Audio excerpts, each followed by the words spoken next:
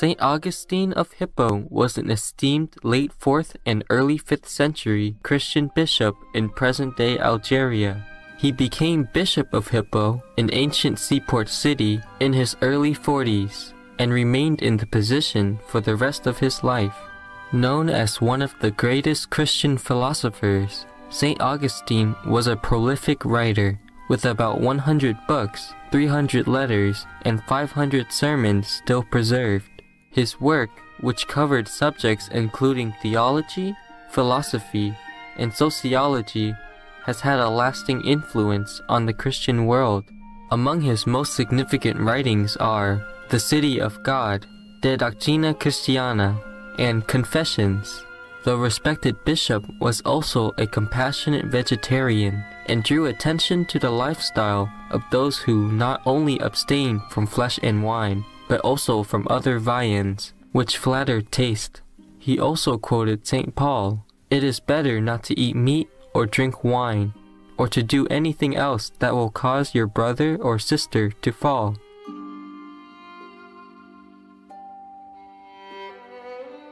We will now continue with reading passages from St. Augustine of Hippo's substantial work, The City of God.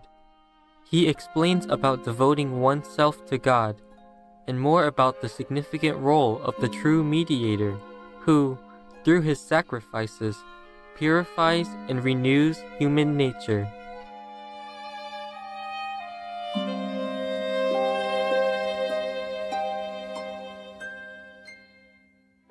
Book 10, Chapter 6, of the True and Perfect Sacrifice.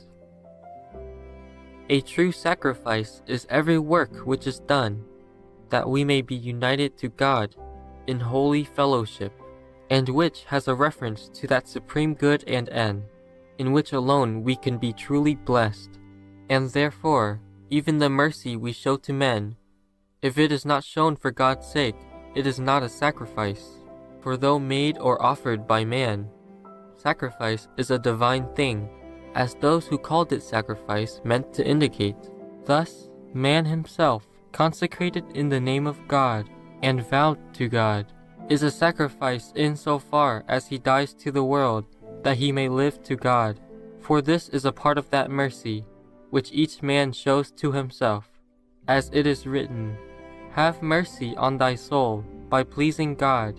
Our body too, as a sacrifice when we chasten it by temperance, if we do so as we ought, for God's sake, that we may not yield our members instruments of unrighteousness unto sin, but instruments of righteousness unto God. Exhorting to this sacrifice, the Apostle says, "I beseech you, therefore, brethren, by the mercy of God, that ye present your bodies a living sacrifice, holy, acceptable to God, which is your reasonable service."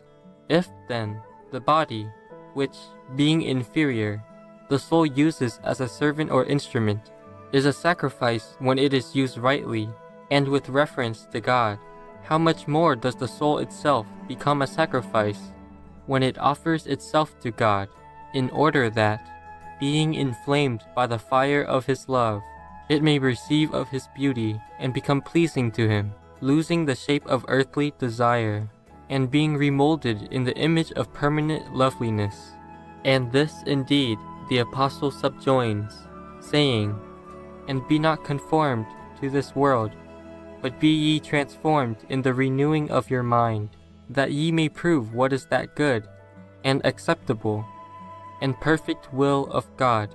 Since, therefore, true sacrifices are works of mercy to ourselves or others, done with a reference to God, and since works of mercy have no other object than the relief of distress or the conferring of happiness, and since there is no happiness apart from that good of which it is said, 'It is good for me to be very near to God,' it follows that the whole redeemed city, that is to say, the congregation or community of the saints, is offered to God as our sacrifice through the great high priest, who offered himself to God in his passion for us, that we might be members of this glorious head according to the form of a servant.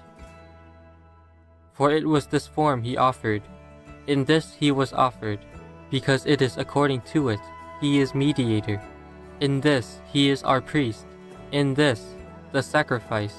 Accordingly, when the apostle had exhorted us to present our bodies a living sacrifice, holy, acceptable to God, our reasonable service, and not to be conformed to the world, but to be transformed in the renewing of our mind, that we might prove what is that good and acceptable and perfect will of God, that is to say, the true sacrifice of ourselves. He says, "For I say, through the grace of God which is given unto me, to every man that is among you, not to think of himself more highly than he ought to think, but to think soberly, according as God hath dealt to every man the measure of faith. For, as we have many members in one body, and all members have not the same office, so we, being many, are one body in Christ, and every one members one of another, having gifts differing according to the grace that is given to us."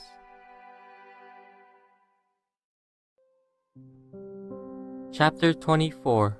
Of the one, only true principle, which alone purifies and renews human nature.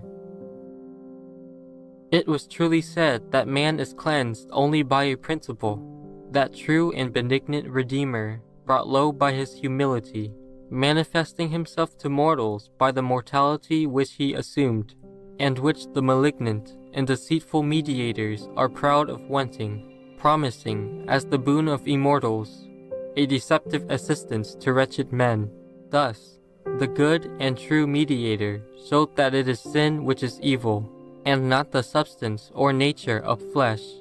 For this, together with the human soul, could without sin be both assumed and retained, and laid down in death, and changed to something better by resurrection. He showed also that death itself, although the punishment of sin, was submitted to by him for our sakes without sin, and must not be evaded by sin on our part, but rather, if opportunity serves, be borne for righteousness' sake. For he was able to expiate sins by dying, because he both died, and not for the sin of his own.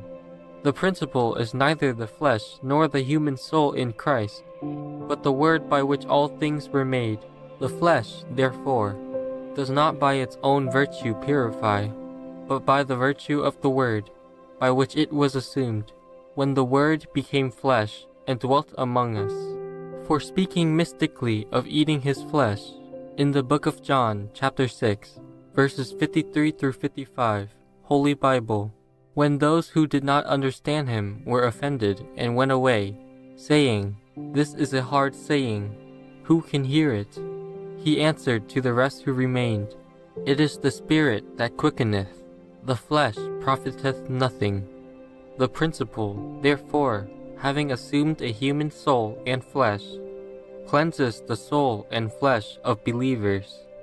Therefore, when the Jews asked him who he was, he answered that he was the principal, and this we carnal and feeble men, liable to sin, and involved in the darkness of ignorance, could not possibly understand, unless we were cleansed and healed by him, both by the means of what we were, and of what we were not. For we were men, but we were not righteous, whereas in his incarnation there was a human nature, but it was righteous, and not sinful. This is the mediation, whereby a hand is stretched to the lapsed and fallen. This is the seed ordained by angels, by whose ministry the law also was given enjoining the worship of one God, and promising that this mediator should come. Peaceful viewers, we appreciate your company for today's program entitled The City of God by St. Augustine of Hippo, Vegetarian, The True Mediator, selection from Book 9 and 10, Part 2 of 2, on Words of Wisdom.